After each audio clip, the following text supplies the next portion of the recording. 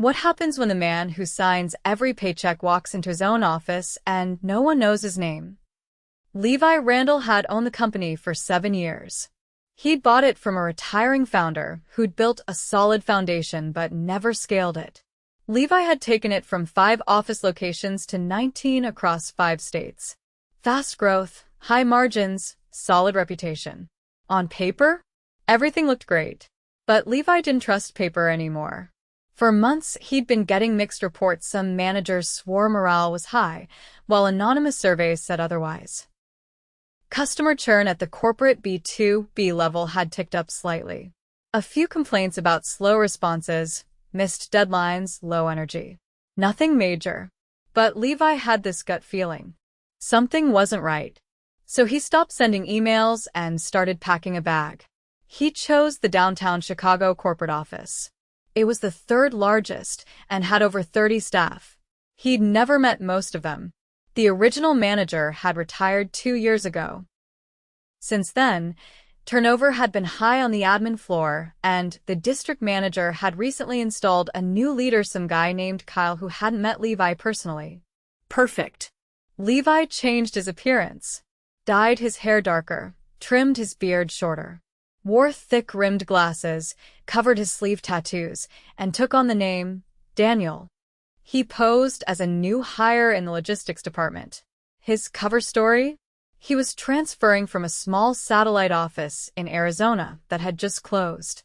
The HR team in Chicago had no reason to question it. It was a corporate HQ, not a retail store. People came and went all the time. He got a fake badge, a fake email, and a real desk on the 5th floor. The first thing he noticed? Nobody smiled. At the welcome desk, the receptionist barely looked up. "You're the transfer, right, Daniel? Okay. Sit over there. Kyle will grab you." Kyle didn't grab him for 30 minutes. When Kyle finally showed up, he didn't apologize. He was tall, clean-shaven, probably in his mid-30s, wearing a blazer way too tight for comfort. "All right, Daniel, let's get this over with. I've got 3 meetings and a lunch call. You'll shadow Dina in logistics. She'll catch you up." Levi followed him into a maze of desks. Vornesgang. Keyboards clacked. No one looked up. Dina Turner, a woman in her late 20s with a ponytail and tired eyes, stood as they approached. She gave Kyle a forced smile, then turned to Levi. "Hey. "Welcome. You can sit here." Kyle didn't say another word. Walked off without even a nod. Levi sat down beside Dina. She slid over a headset and a folder. "I'll warn you now," she said, her voice low but firm. "Don't count on a break. Kyle's got this thing about downtime." "What do you mean?" Levi asked, trying to sound casual. Dina gave him a tired laugh. "You'll see." By 10:30, Levi already had questions. The phones never stopped. The systems were clunky. Everything had to be logged twice, once digitally and once on paper for backup. It made no sense. Around noon, Levi's stomach growled. He looked at the clock. Dina stood up, stretched, then sat back down again. "Aren't we supposed to get a lunch break?" he asked. She glanced around. Technically, yeah. "But if Kyle catches you off the phones during the lunch rush, he'll dock your hours." Levi froze. That's legal? Dina shrugged. "He says it's about productivity. If you want hours, you gotta earn them. He told me last week when I asked to leave early for my kid's appointment." Levi leaned back in his chair, stunned. That wasn't just a leadership issue. That was a control issue. He scanned the office. Half the people were eating protein bars at their desks. Some didn't even bother. A girl 2 desks over had a small snack hidden in her drawer, sneaking bites between calls. Kyle came walking down the aisle a moment later. "Let's keep it tight, folks. Phones are lighting up. If you're hungry, eat faster." Then he clapped his hands like they were on a game show. Levi's jaw clenched. By 3 o'clock, one woman excused herself to the restroom and came back pale.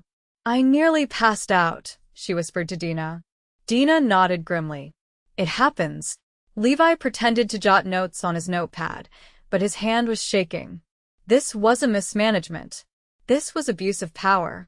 And it was happening on the 5th floor of the company he built. He needed to see more before acting, but already his blood was boiling.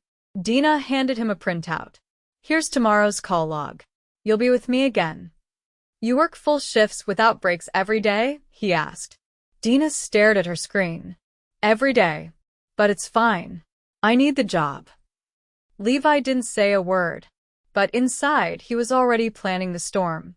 Levi arrived early the next morning.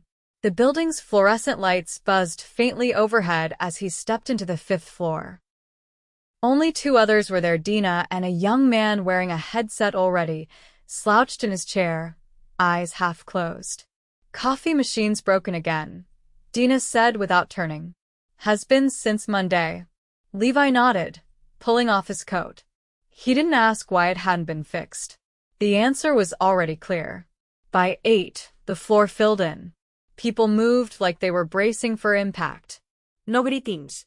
Just the shuffling of feet and the tapping of keyboards as they powered up their stations. Kyle walked in 5 minutes late, earbuds in, sipping a smoothie.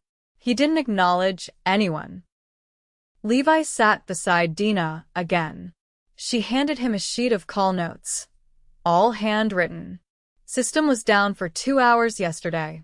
We had to log everything manually. You're still doing that? He asked. Until someone resets the server, she said. IT's based in Denver. Kyle didn't escalate it. Levi scanned the notes. Callbacks. Missed shipments. Complaints. A pattern began to emerge. Customers were being promised things that weren't delivered, and no one was following up.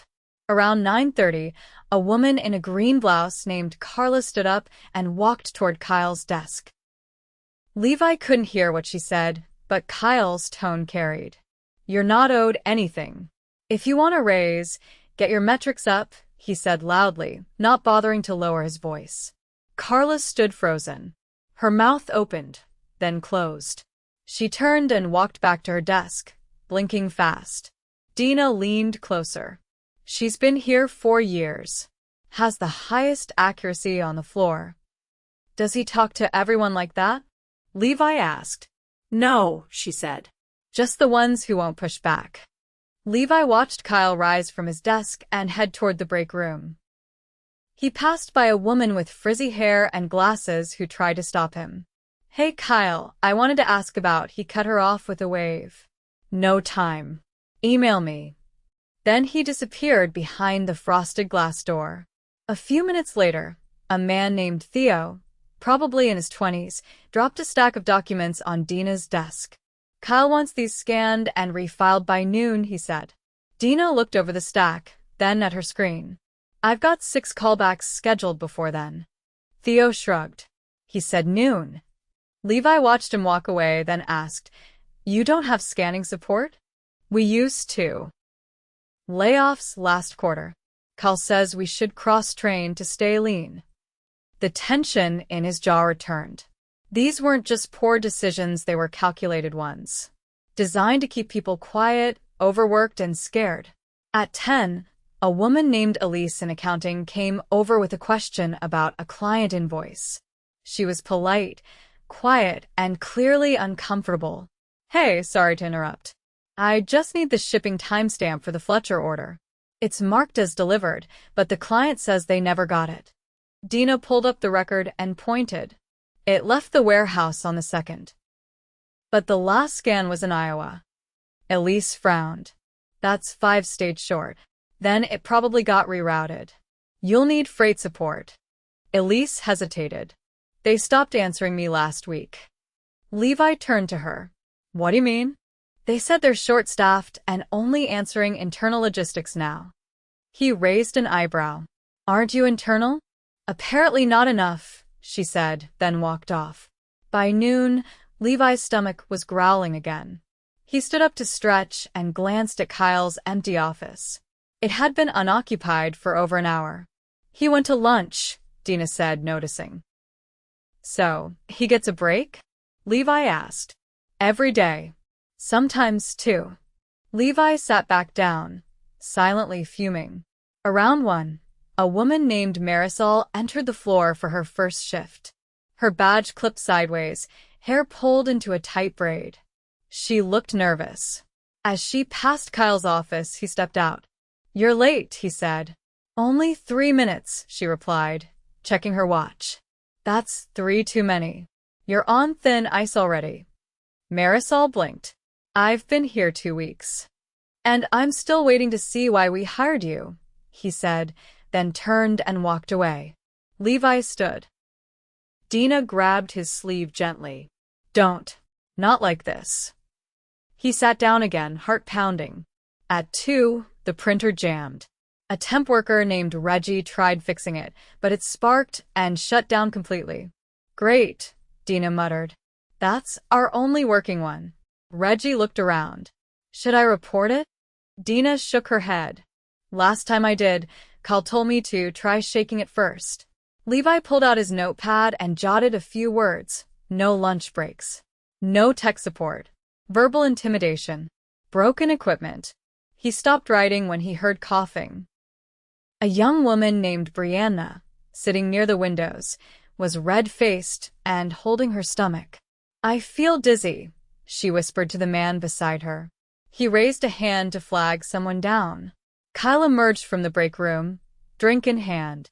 "What now?" he asked. "She looks sick," the man said.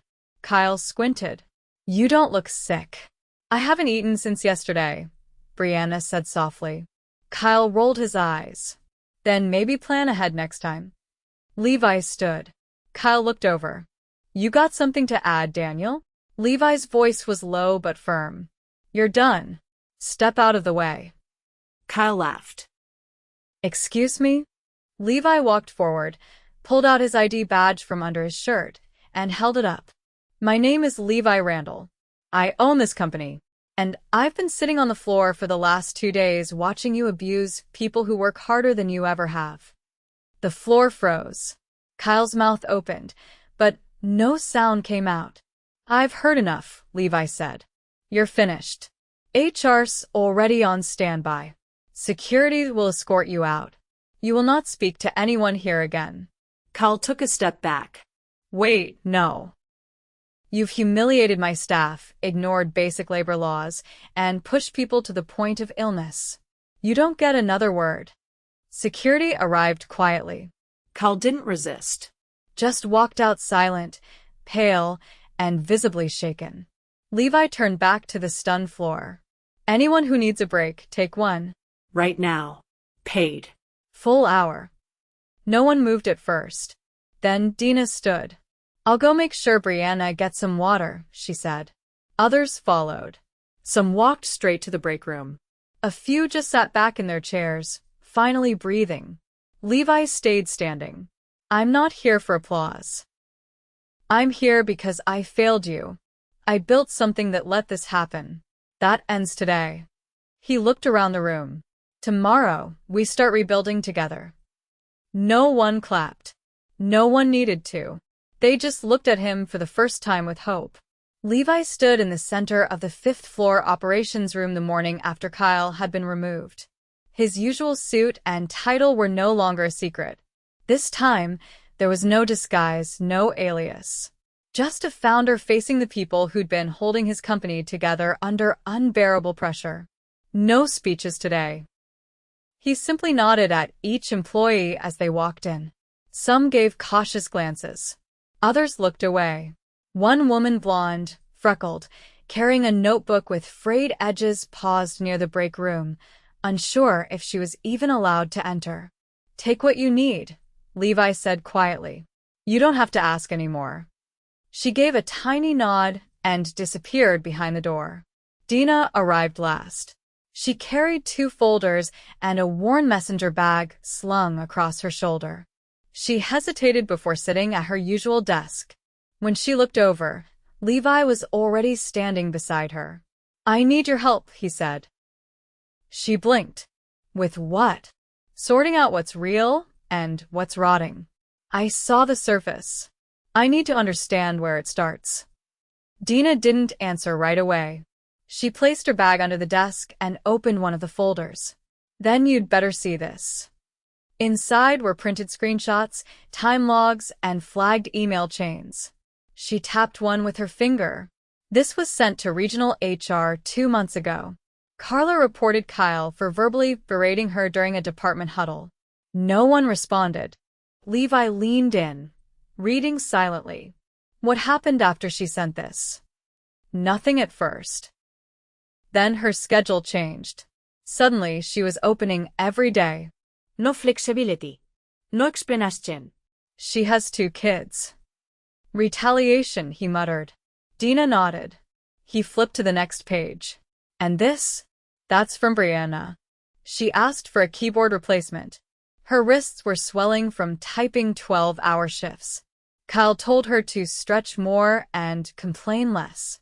Levi's jaw tightened again, but he didn't speak. Instead, he turned the page. And the next. And the next. Each one was worse than the last. Schedules manipulated to drive people out. Requests for basic accommodations ignored. Performance reviews delayed until after bonus deadlines. Even a case where an employee's medical leave form was lost, forcing her to return early or risk termination. Why didn't anyone escalate this? He asked. Dina stared at him, not coldly, but with a kind of exhausted honesty he wasn't used to. They did, she said. But when nothing comes back, people stop trying. Levi ran a hand through his hair. Who's in charge of HR oversight for this office? Regional director's name is Andrea Marks. She's based in Minneapolis. Visits once a year. Last time she was here, she spent half a day with Kyle and left before speaking with anyone else. He straightened. And who's the next in line under her? Local HR coordinator was Angela Chen. She resigned 3 weeks ago. Didn't give a reason, just walked out midday. Levi scribbled something in his notebook. Across the room, Theo dropped a box of files on a desk and rubbed his temples. He looked like he hadn't slept. Levi walked over. You all right? Theo stood upright like he'd been caught. Yes, sir. Just trying to keep up. With what? Theo gestured to the boxes. Those are client recovery files. Accounts that were mismanaged under Kyle. We're trying to re-establish contact, fix records, and get them back on board. How many? 63 accounts. All medium to large contracts. Levi exhaled slowly. Who assigned this to you? No one. I started compiling them after I noticed the drop in renewals. I figured someone should. Levi didn't respond. He just reached out, took the top folder, and flipped through. Clean formatting. Clear summaries. Actionable notes. You built this on your own? Yes. You have a background in account management? Not officially. I started as admin support. Levi closed the folder. You're going to be reassigned. Effective immediately. Theo's face dropped. Did I do something wrong? No, Levi said. You did everything right. That's the problem. You're buried in the wrong role. Before Theo could respond, a voice cut through the quiet. Excuse me. Carla stood near the glass divider. She looked uncertain, but determined. I don't want to interrupt, but can I say something? Levi turned to her. Always. She stepped forward. I've been here longer than most. I've seen 3 managers come and go. I've seen people promoted who didn't deserve it and people leave who never should have. And I'm grateful you stepped in. But if you're serious about fixing this, it can't just be about removing one person. He folded his arms. Go on. This floor runs on fear. We don't talk. We don't ask for help. We definitely don't give feedback. Because every time someone tried, they got punished. Slowly. Quietly. Levi nodded. What do you need? Protect the people who speak up. Not just now. Always. Put in writing that retaliation is grounds for immediate termination. Make sure managers have no power over scheduling without oversight. And don't just send us an anonymous survey. Sit with us. Ask us straight. She looked around the room, then back at him. Don't disappear again. Levi walked over and extended a hand. She shook it without hesitation.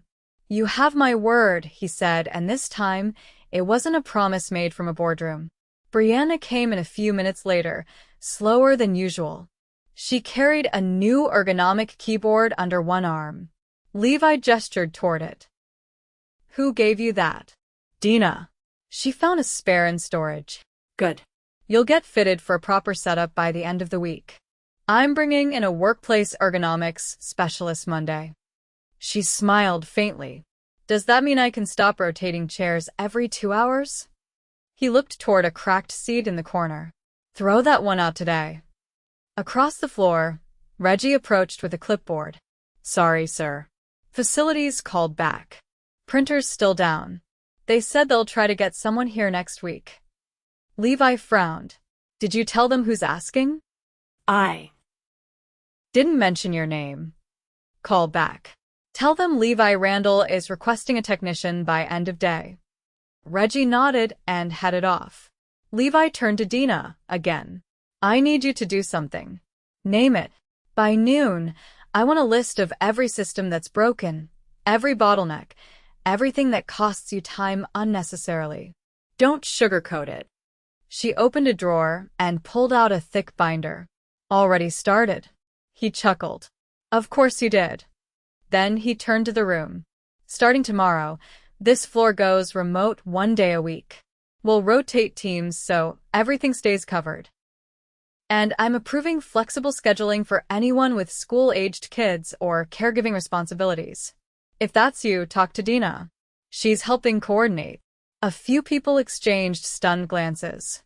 Levi wasn't finished. "We're also opening an internal feedback portal. No filters.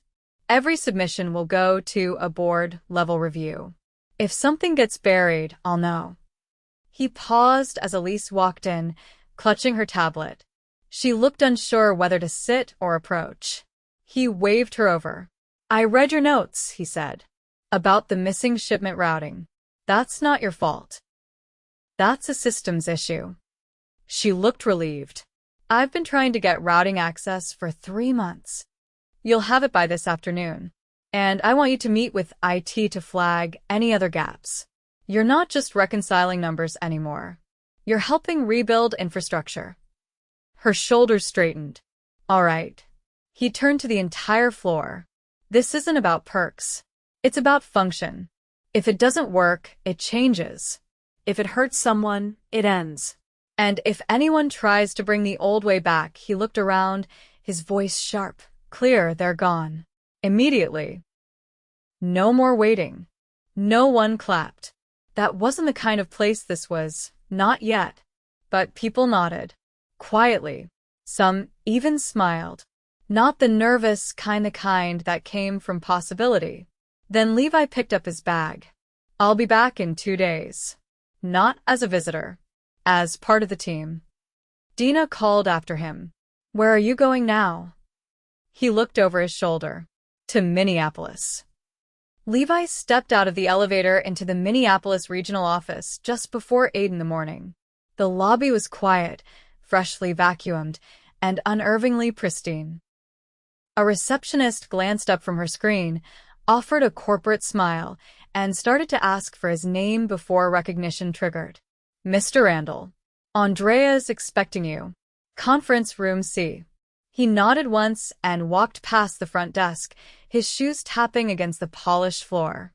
He didn't bother with formal greetings. The time for pleasantries had passed. Inside the glass-walled conference room, Andrea Marks sat alone at the table. She was mid-50s, sharply dressed, and halfway through a protein shake. Her tablet lay flat beside a printed schedule. She stood when he entered. "Levi. You should have told me you were coming in person." "If I had, I wouldn't be seeing what really happens here," he said, pulling out a chair. Andrea's smile faltered. "I understand you've had a challenging week." He leaned forward, voice low and measured. "I watched a woman nearly collapse at her desk. I listened to a manager mock someone who hadn't eaten.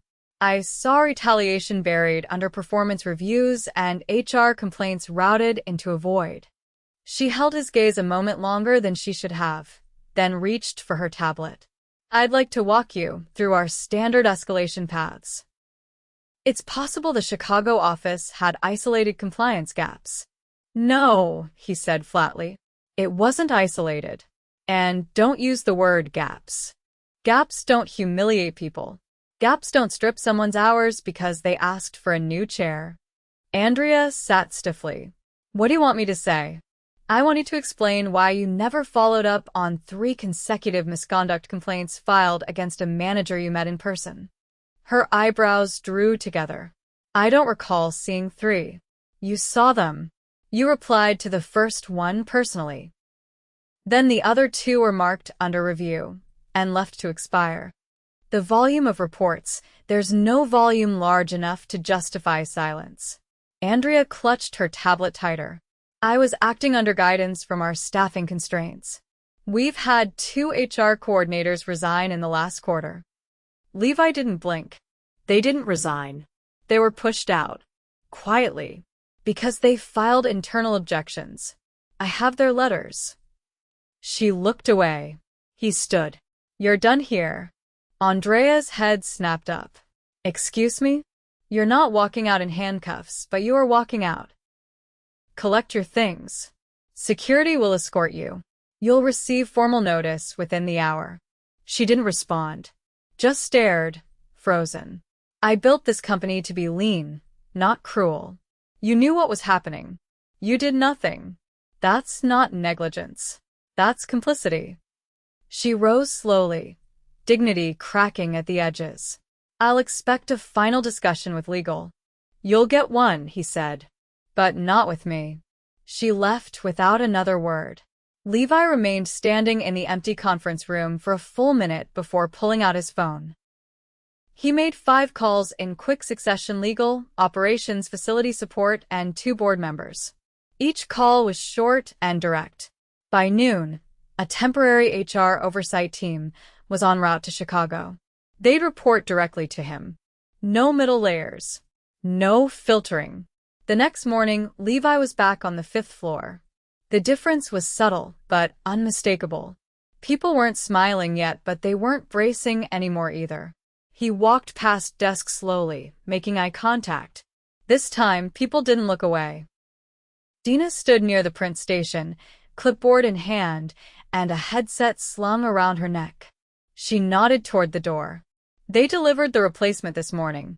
Fully functional. Good, Levi said. Keep a log of equipment failures moving forward. I want to track patterns. She flipped to a fresh page and jotted without hesitation. Also, he added, I want you to sit in on the next department lead meeting. You're not just operations anymore. She looked up. What am I? He smiled faintly. Department strategy. You'll help set direction, not just react to it. She raised an eyebrow. Does it come with a raise? Already processed, he said. Effective today. Down the hall, Theo was at a whiteboard with 2 other employees, plotting customer recovery timelines. Levi approached quietly. Theo turned. We're mapping out who we can realistically win back within the quarter. I've got Elise auditing data integrity. One of the others, Jana, a newer hire, added, we've also flagged accounts that were misclassified under Kyle. Some were listed as inactive, but we're still engaging with support. Keep going, Levi said. You're building something real. That's the work that matters.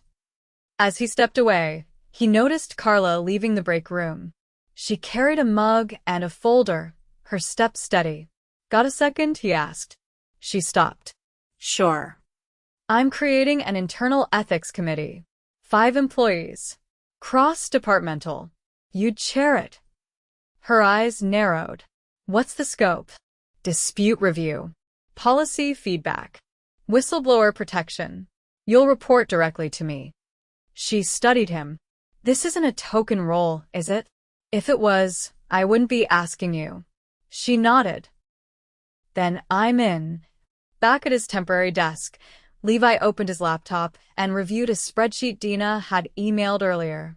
It listed every procedural inefficiency logged over the last 2 weeks. He scrolled through slow loading systems, redundant manual processes, and outdated vendor contracts. He highlighted 3 priority areas: onboarding, scheduling, and escalations. He drafted a memo, effective immediately. All scheduling changes must be approved by department leads and logged in a shared system. Onboarding will include ethics compliance and resource access training. Escalation routing will be reviewed weekly, with outcomes documented and shared transparently. He sent it to all department heads, then walked over to the far side of the floor. Brianna was at her desk, typing with a brace now supporting her wrist. Her new chair had adjustable lumbar support. She looked up as he approached. "How's it feel?" he asked, nodding toward the equipment. "Better. Still stiff, but not as bad. You're cleared for half-day shifts this week. I saw your hours. You've been carrying too much alone." Her shoulders eased slightly. "Thanks. I didn't want to fall behind." "You're not. And you're not invisible anymore." He turned to go, but she called after him. "You're actually staying in the building this time?" He glanced back. "Every week. 1 day minimum. No title. Just a desk." She nodded, then returned to her screen. Later that afternoon, Reggie from facilities popped his head into the break room where Levi was reviewing a vendor contract. Hey. "The air filter units you asked about? They haven't been changed in over a year. I've got the service team scheduled for Friday." "How do you find that out?" Levi asked. "Old maintenance logs. Kyle had them locked in a storage cabinet. I picked it open." Levi raised an eyebrow. "You pick locks?" "Used to work security at a stadium. Occupational hobby." Levi chuckled. "You're moving to facilities oversight. Effective Monday. You know where the bones are buried." Reggie grinned. "I'll need a bigger cabinet." Done. By the end of the week, the 5th floor was quieter, not because it was subdued, but because people had room to breathe. There were no raised voices. No anxious glances toward the manager's office. Because there was no longer a manager's office. Levi had it converted into an open resource room, stocked with supplies and extra equipment. He stood by the window late Friday afternoon, watching the city traffic crawl below. Behind him, the floor buzzed with quiet rhythm. Not chaotic, not fearful, just steady. Dino approached him with a small envelope.